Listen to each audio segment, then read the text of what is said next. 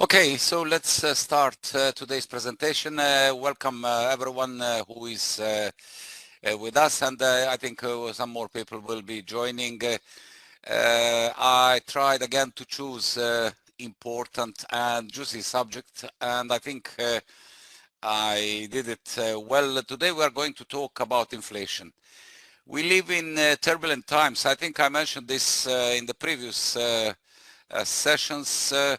As events or happenings are coming one by one. First, we had the coronavirus, which kept us almost 2 years locked, limited, blocked, name it. And we had so much things that were going wrong during that period. Luckily, we survived the coronavirus. Now we have other things that are coming sort of as a consequences of the previous crisis, but built also on their own. So we have basically various things that are affecting global economies and the life itself. The most important nowadays is inflation.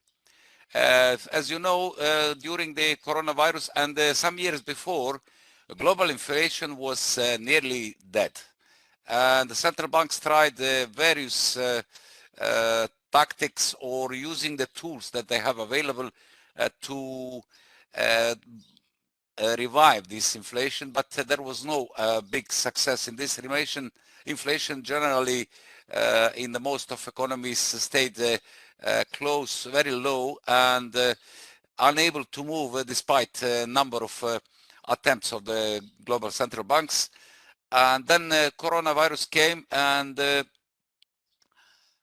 inflation remained as it was.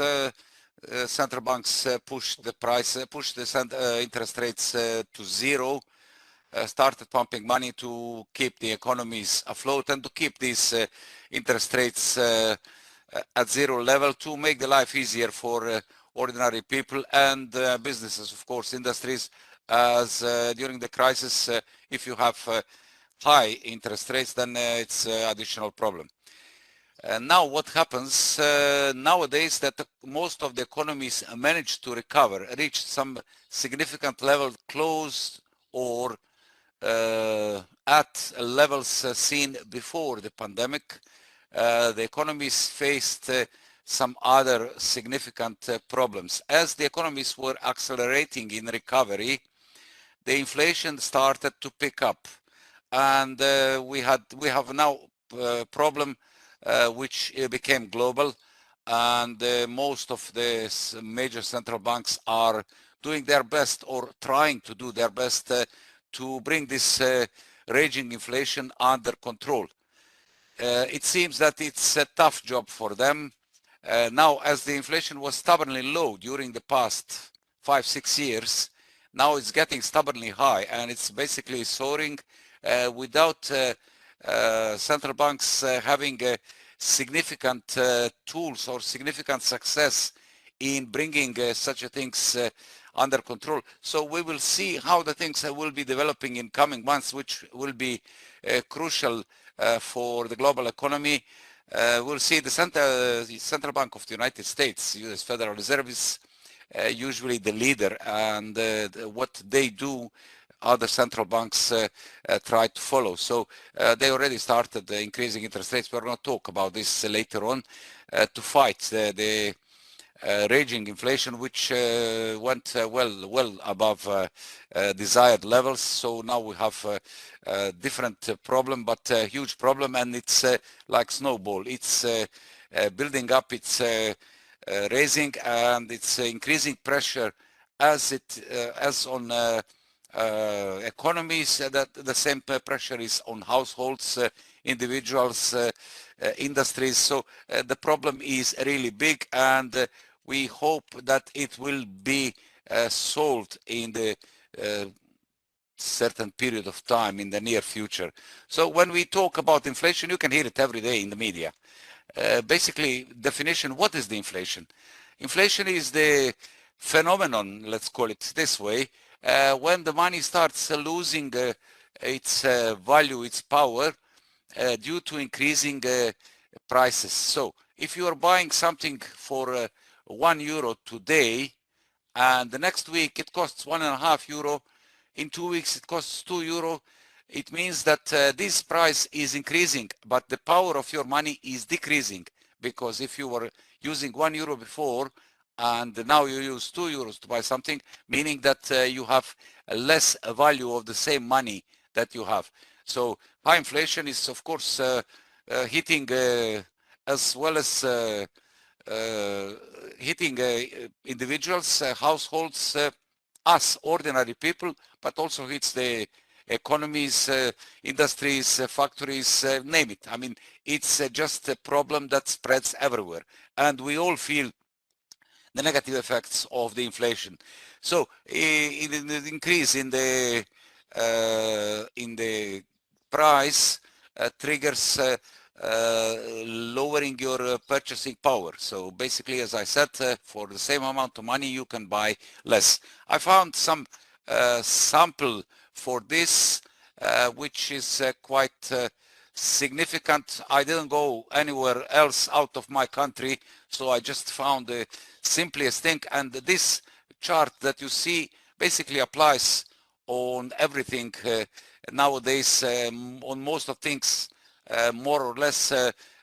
Could be that some charts are steeper ascending, some of them are not that steep, but generally this is what applies on most of goods or services or things that we need. So if we see end of January 2022, so basically 4 months ago, the price of gasoline in Cyprus was 1.34 euros per liter.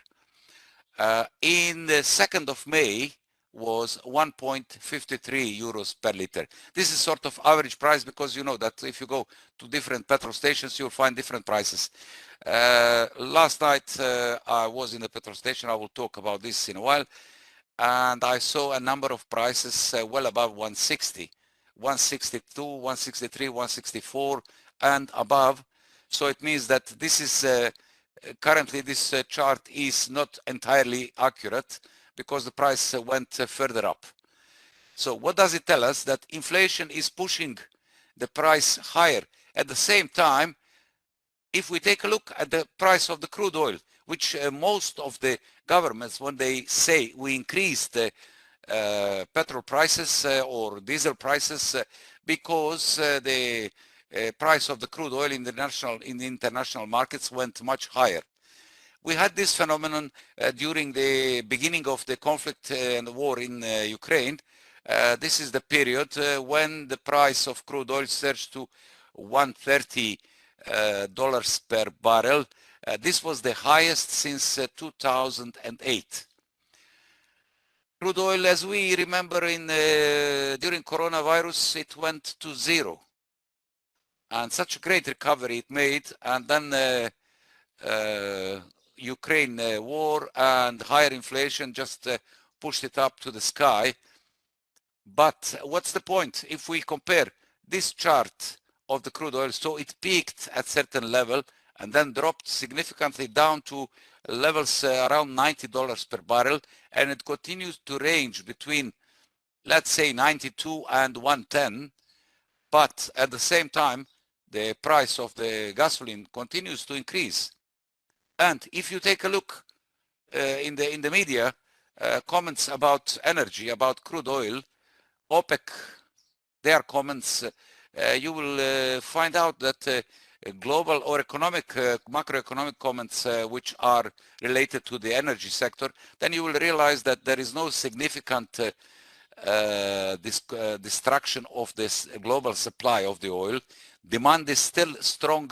It was a bit lower during the last recent lockdowns in China due to the new wave of coronavirus. And we know that China has a zero tolerance for the coronavirus cases. So they basically locked a number of areas, which includes the most populated city of Shanghai.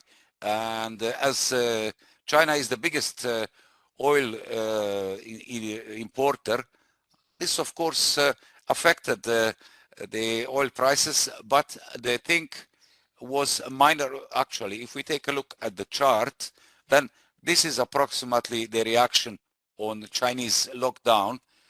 But if we take a look on the chart of the gasoline price, it was quite a minor reaction. So basically we still have a quite stable supply.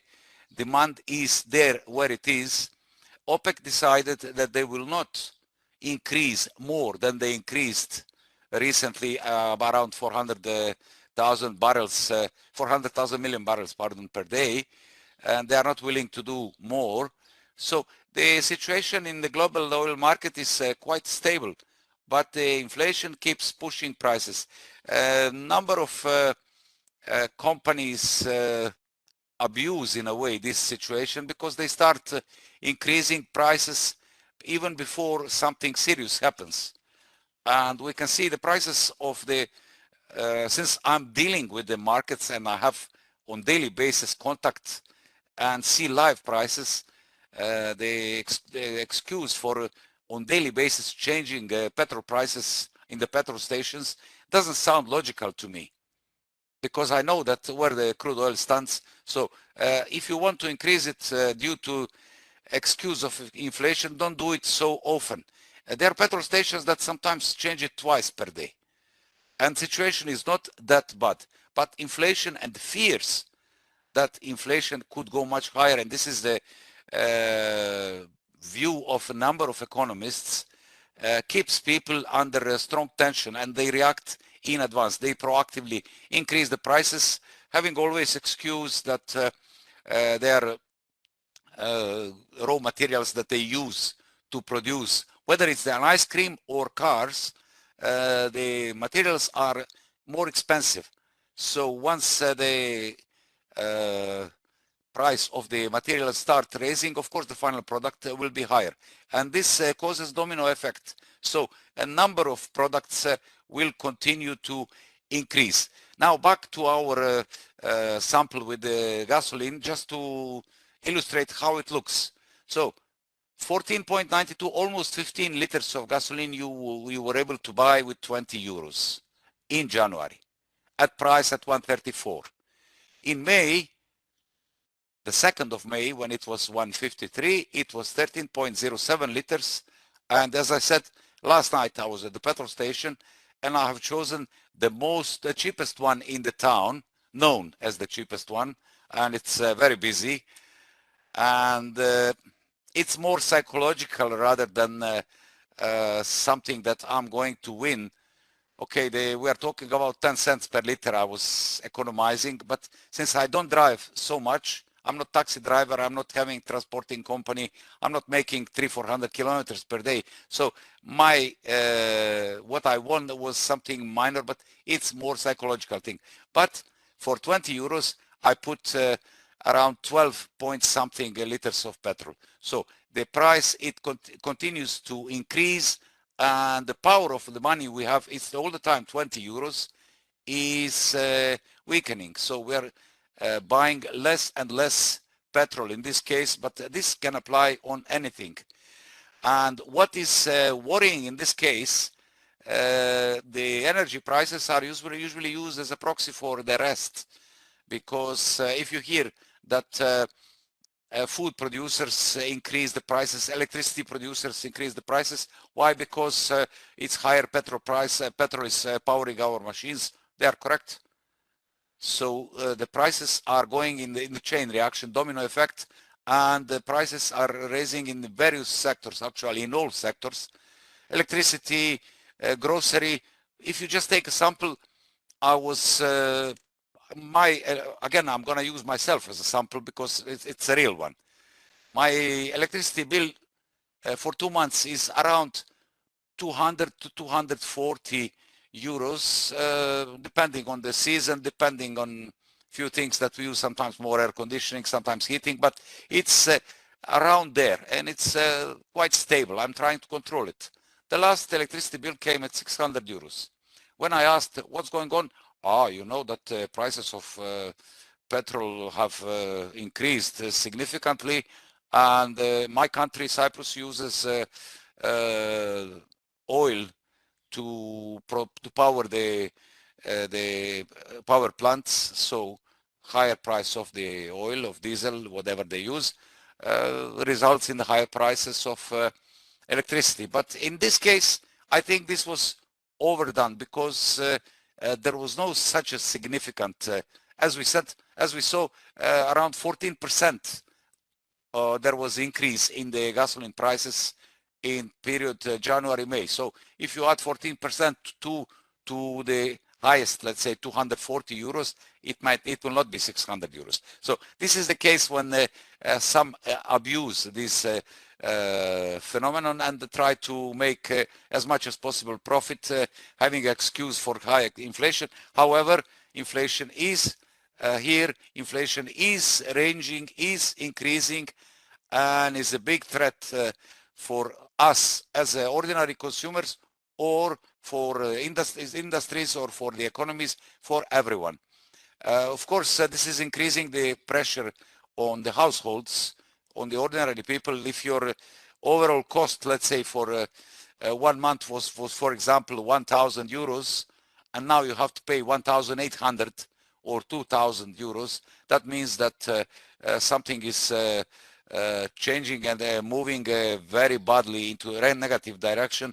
And the number of households, there was a good sample in the UK 2 months ago when the huge energy bills came to the people, and there were massive complaints, and people were simply lost. They didn't know how to handle, how to pay, where to find so much money to pay such a high bills.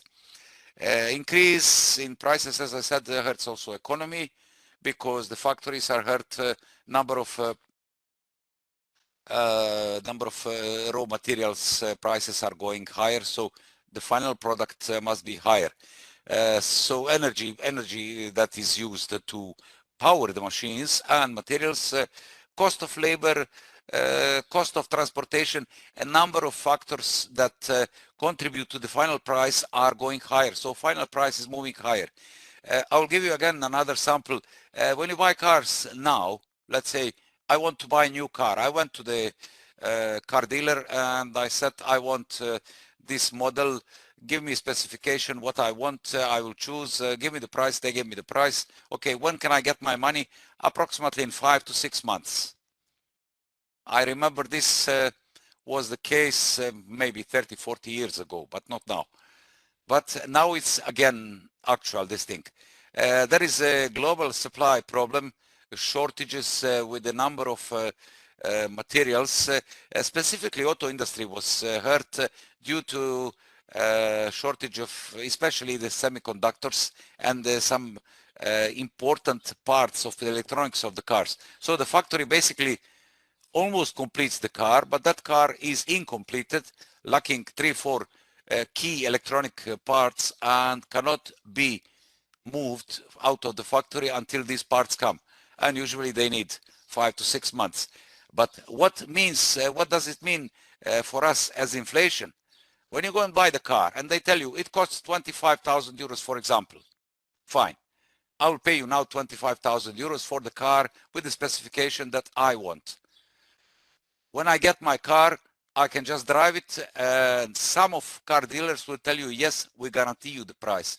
But a number of them will say, no, we will review the price at that time and probably calculate the inflation and the increased cost of producing that car. So you will have to add, depending now on the case and the situation, you will have to add more money to get your new car. So this is the effect of inflation in various samples. I like to show it through the sample rather to read from these bullet points. But in bullet points, actually, you can find all the things that are very important. What causes this inflation? What are the reasons? You have 3 things that are generally the most important. Demand pull inflation. As I said, a lack of semiconductors in the auto industry causes serious problems. So the final product is a bit more expensive because they have to find these parts. When there is a shortage of any product, the price of that product goes higher because there is no demand is much stronger than offer.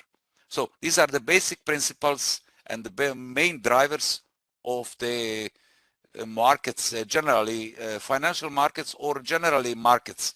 So if we have the shortage of materials or shortage of parts, then we will have higher prices, and higher prices are creating inflation. So this is the first one, called demand pull inflation. Second one is the cost push inflation.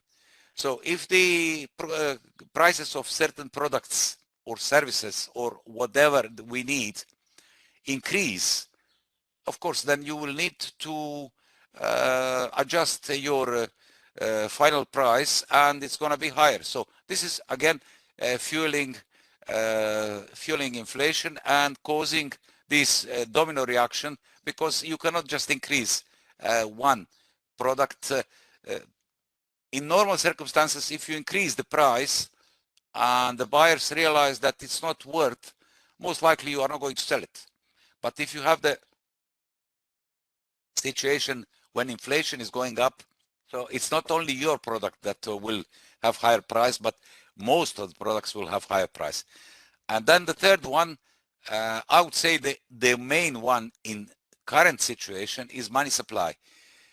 What does this mean? It means that inflation is driven by the total amount of money that is currently circulating in the market. When you have more money, it means that the prices will go higher. In this case, during coronavirus and nowadays, we have extremely high quantity of money circulating, much more than it's, I would say, needed. As a result, though you will not hear much about this from the central bankers, they will always blame war in Ukraine. Putin is responsible for everything. Any problem that appears nowadays in the world, it's Putin. It's easy to point at something else rather than admit that problem is elsewhere, and to admit that you contribute with your work. If I'm central banker and the top of the central bank and I'm executive, I'm making the key decisions that affect my economy, and probably if it's one of the major economies, it will affect the other economies. So I have to take some responsibility. So you may not hear much about this from the central bankers. How they say we are going to start easing the so-called quantitative easing. They are going to reduce. Quantitative easing was something that was invented, of course, by Americans. Who else? When they were pumping money, printing money, they were printing money for a quite a long period of time. This intensified during the first recession in 2008, and during coronavirus it just exploded, and a number of big economies just copied the American model and started doing the same thing. European Union was the one of the biggest world economies that did it also, along with UK, Australia. Everyone was doing this during the coronavirus, but the problem was that they were not thinking what could be the consequences of this. Because if you have an enormous amount of money, eventually it will spark inflation. Once the strong rise in inflation is triggered, then it's quite difficult to control it or to slow it down or whatever.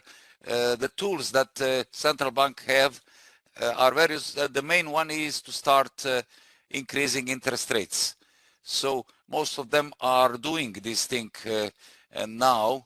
America again was the role model for everyone. They started first. We're going to talk about this in a while.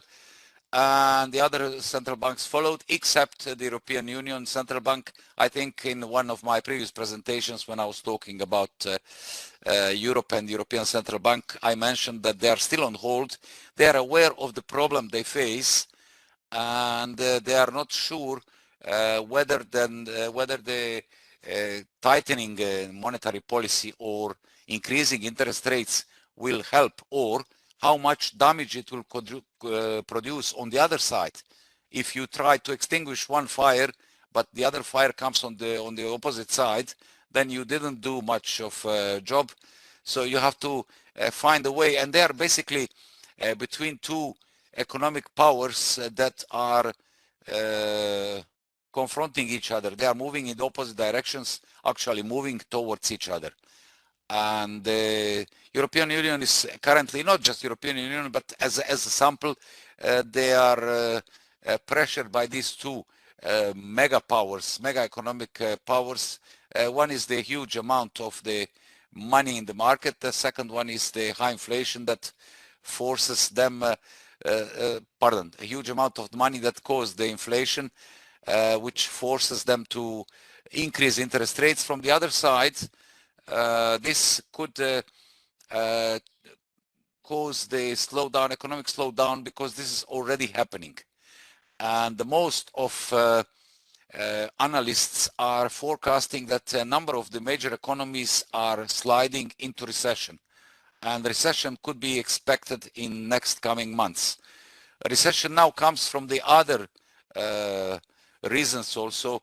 War in Ukraine and the current situation in the European Union regarding the energy is one of the crucial problems for the bloc, and this is slowing down the economy because they are limited or forced to ban imports of Russian energy.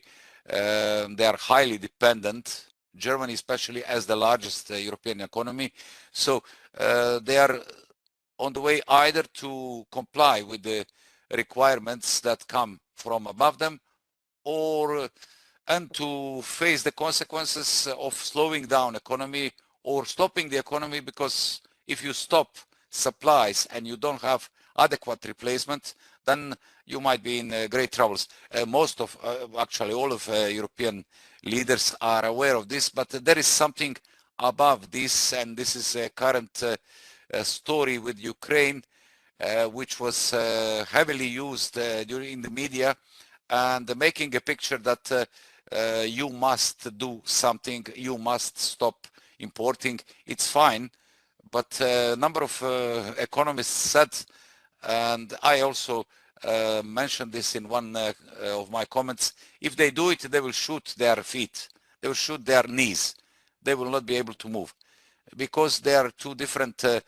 things, opposite things, and either scenario will be very painful for them. So quantity of the money that is circulating in the economies is one of the key drivers of the current inflation. I don't exclude the two that I mentioned above, that are written above, but money supply is the main reason nowadays, and there will be quite difficult and tough work for central banks to handle this. As I said, United States is usually used as a sample for everything, so let's a bit focus on them. They reached a 40-year high inflation at 8.5 in March. There was some slowdown to 8.3 in April. This is annualized figure. The highest 8.5 is the highest since 1982. Now, the thing is that US Central Bank has changed the way on the formula in calculating the inflation. So if you apply the old formula, the current inflation would have been somewhere above 15%. So the real question is where it is really. So we need to know. The inflation of above 8% is over four times above US Central Bank's 2% target. Target is something where which is comfortable for the central bank, when the central bank can operate regularly and the economy can operate regularly. Anything below or above, is leading toward unusual situation, and requires certain measures to bring it back to the target area. So far, none of the large central banks, including Fed, of course, did not succeed in lowering inflation. The Fed was saying, when the inflation started to go wild a couple of months ago, I would not say wild, but started to increase, Fed was continuously saying that this is temporary phenomenon.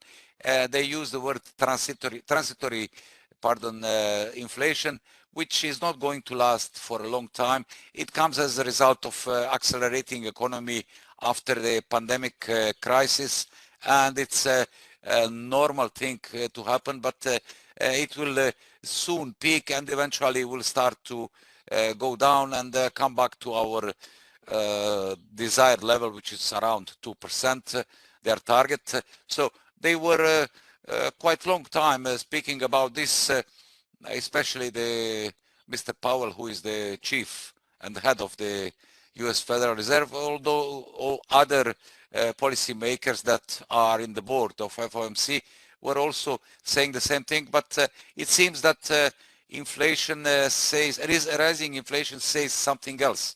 So their standard mantra is being in a way offset. What is the outlook? The outlook doesn't look so bright according to the number of economists, because once you push the snowball, it's quite difficult to stop it, to catch it, to reduce it. It's just going higher and higher. Situation in the world is as it is. We have strong concerns and fears about the war in Ukraine and all side effects that this conflict is producing, political fears of spreading the conflict out of Ukraine, which is also one of the possibilities that is on the table. No one wants it, but it is possible. Shortage of the energy supplies, shortage of the grain supplies that Ukraine and Russia are the top world suppliers, fears that the world will stay hungry.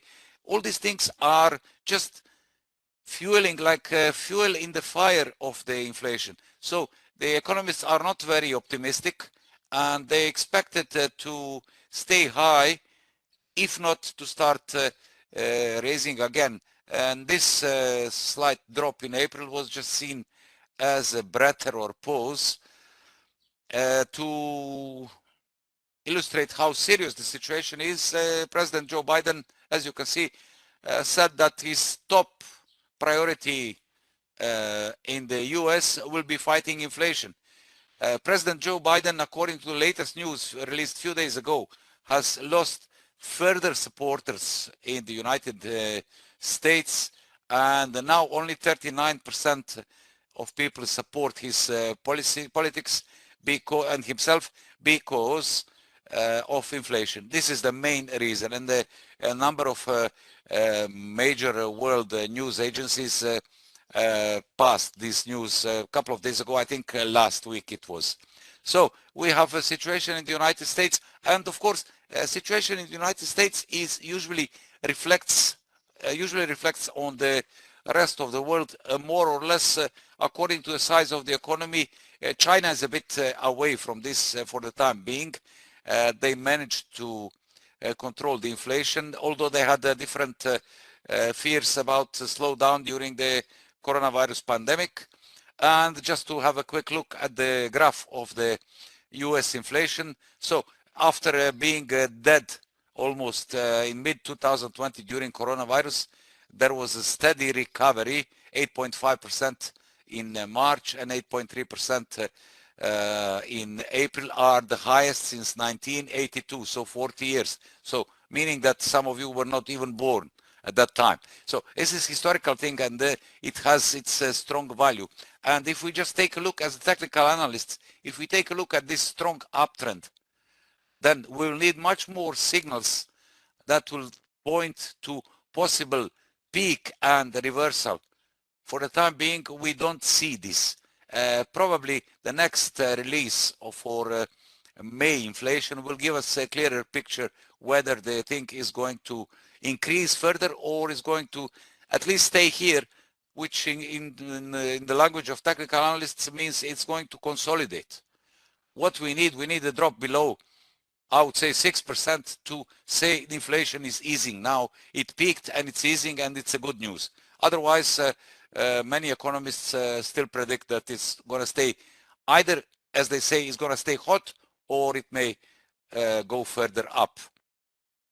So in the response to the high inflation, the main tool that is used is increasing interest rates or tightening monetary policy. So US Federal Reserve started in March. They were the first central bank of the major world central banks to increase the rates quarter percent to by quarter percent increased. This was the first time since December 2018. So we're talking about 3 years and something, and or nearly 4 years. The second policy meeting early this month, they opted for 0.5%. So they increased their rate hike due to the situation with the red alert from 40-year high inflation, prompting the central bankers to go much higher. There were plenty of speculations in the market that US Federal Reserve may go even for more aggressive action, increasing rates by 3/4 of the percentage or 0.75 or 75 basis points, though this did not happen. And Fed Chief Powell said that this is not in their agenda. This is not on the table at the moment. They should continue with 50 basis points in the coming months. Due to the current situation, the US Federal Reserve policymakers said that they will do everything in their power and use all tools to bring this raging inflation under control, and will continue very likely because they put the target for 2.35 to 2.5% in early 2023 to bring the interest rates. So if they do want to do such a thing, they really need to take an action in the next sessions, and this is what the markets are widely expecting. Supporting this story is the comment from Powell, who said that condition of the US economy is quite satisfactory. Our economy is strong and can handle this increase in the interest rates. Soft landing will be the scenario very likely from the current crisis. So they don't expect anything serious to happen, to any serious slowdown, although there are a lot of speculations that most of economies, as I said from the beginning, are slowing down and heading into recession. So far, comments from Mr. Powell were quite decent, I would say, and carefully expressed. So we need to see the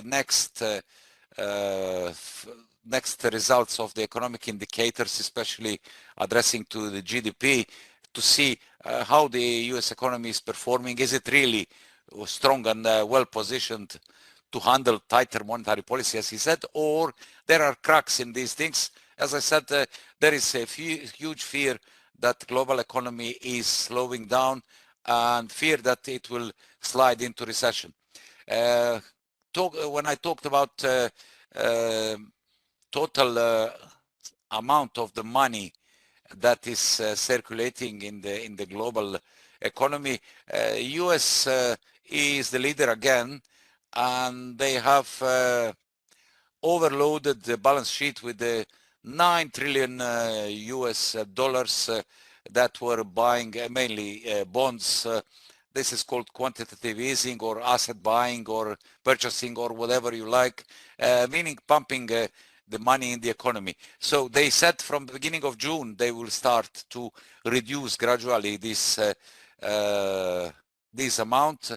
So this is crucial for increasing interest rates, though they started increasing interest rates before clearing their balance sheet. Of course, this is mission impossible to clear it within a couple of months. They're going to take much more, and I don't think that they will bring it to anything above half of this level, because simply the American economy functions on this way, and they are always their debt is always huge. So this is their, I would say, normal environment, if we can call it this way. So they are working hard, and they are doing their best to start bringing this soaring inflation under control. How much success they will have, we wish the best, because it's hitting all of us. We all suffer from high inflation and raising prices, and fearing that this is just the beginning. I don't want to be negative, but seeing it from the point of view of the economist, it is not bright. Outlook is not bright at all.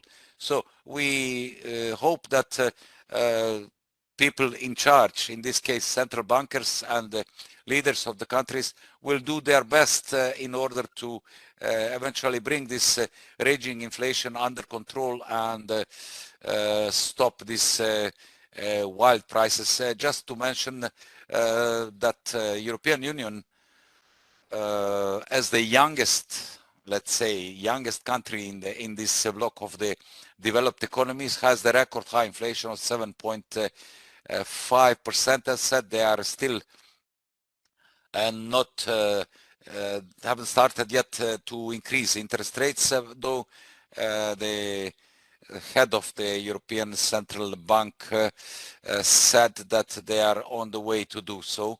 UK inflation is currently at 7.0%. Tomorrow we have a release of the April figures, and the forecasts are quite pessimistic. The economists expect consensus is for 9.1% in April. Actually, this comes in line with the expectations of the Bank of England, which said that they expect inflation to peak at 10%. So they had, I think, a quite accurate forecast, and inflation is heading towards that number. Inflation in Australia is 5.1%. The central bank also did, although minor move, but they started also hiking interest rates. So general trend in the global economies is among the central bankers of the largest and the most developed global economies is to start tightening their monetary policies, increasing interest rates, in other words, to control the inflation. Of course, that higher interest rates will have their side effects, which will be negative, especially for those who are having loans, mortgages. Things will become more complicated after a number of people enjoyed during the corona period when the interest was lower, that there was no basically interest, and a number of banks stopped charging monthly doses for the loans, at least during 2020, just to let people survive the crisis. Now we will see how the things will develop. We have a geopolitical problem with the war in Ukraine. We have raging inflation. We have global economies slowing down and threats of recession. So the outlook is everything but optimistic. But I think we need to stay optimistic, hoping that global leaders and the central bankers will find the best way to handle and to solve this problem. And thank you very much for your attention. This was all for today. I'll be very glad if you have any questions to ask, so we can start with the questions. If there is anything, please send me the question so I can answer to you.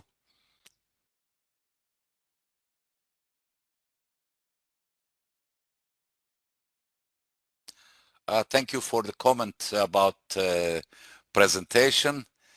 I'm glad that the presentation was satisfactory to you because I designed it for you, and I have to design it to be understandable for a wide range of attendees. There are some experts who can come and say, what is he talking about? This is for beginners. But there are plenty of people who are not beginners, but they are keen to learn something new. And this is how I design my presentations. And of course, always trying to find the hottest subjects that are very important. And saying as a trader, current inflation is also affecting the market. We have witnessed a strong raise in US dollar on expectations for US central bank increasing interest rates. A similar thing happened today with the British pound. So there are things that are happening that are closely related and driving the market from the economies. So we have quite a good reason to talk about these things. If there are no questions, and I cannot see any, so many thanks to all of you who said good words. Thank you for attending, and see you soon with the new subjects. Thank you and goodbye.